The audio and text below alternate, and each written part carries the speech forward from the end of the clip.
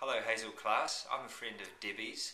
My name is Reese, I am a physiotherapist, and Debbie's asked me to talk to you a little bit about what I do as an Ironman athlete. Now Ironman is a triathlon where you swim 4 kilometres, you ride 180 kilometres and you run a marathon. And I've been training for an event in Switzerland which takes place on the 25th of July 2010, and I started my training in August 2009.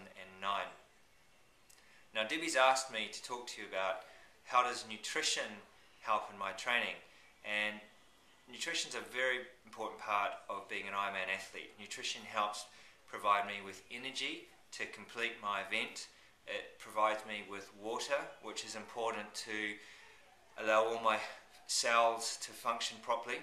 One of the dangers of Ironman athletes is that you can get dehydrated and you can lose consciousness if it gets worse. You can drop in speed of your performance, and sometimes some people don't complete the event at all. Some of the nutrition that I take includes carbohydrates in a fluid form, sometimes in energy bars. They help provide me with instant energy, and I eat these when I'm running and cycling, and I keep them in the back of my pocket and pull them out when I need it. During the event you can lose up to 8,000 to 10,000 calories in an event, and I can tell you a person my size would normally eat 2,500 calories in a day, so I have to eat up to 4 times my normal calories in that day. So nutrition is very important. Are you going to eat any food in the race, during the race, Reese? Yes, the foods that I eat during the race are what we call power bars and power gels. They're made by a company to provide instant energy. I also will have an electrolyte drink and also a drink which provides me with carbohydrates, and they're in the bottles in my bike. And then on the event they'll provide me with bananas, and I might have what they call flat coke, and that actually provides me with instant energy because it's full of sugar. Okay. And what does all the training that you're doing, does it have an effect on your heart at all? Does it tire you out a lot? Yes, so as an athlete, your heart is what your training's about.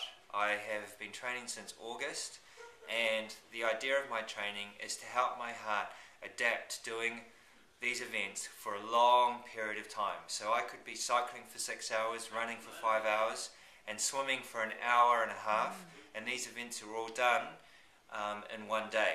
And what I have to do is, over the time that I'm training, a year, is slowly increase the distance and the speed at what I'm training so that my heart can pump enough oxygen and enough nutrients around my body to be able to last that whole race. So in my training I started by doing smaller distances. I'm now increasing my distances, and then I do some shorter races where I might go faster but shorter so that my heart gets used to working faster, and then when I'm doing my proper event I'll go at a speed where my heart is elevated slightly, and I'm supposed to maintain that heart elevation for the whole race, and that gets me through 13 hours of racing on the 25th of July. So I'm nearly there. I've got 3 months to go, and I'm really looking forward to it. And how long do you think it's all going to take you overall? Well, I think 13 hours will be the time it takes. Yeah. I might be faster depending on the conditions of the day. I hope that my nutrition is good and that I continue to maintain my energy throughout the day. I'm sure you will. Thank you. Thank you very much. I hope you all, that helps you all understand a little bit of how much nutrition and training my heart is important in my race. The other thing I use is a heart rate monitor, where on my watch I am able to measure my heart rate and always take note of how well that's performing in the race. So those 2 things are very key in endurance events. I hope this helps you.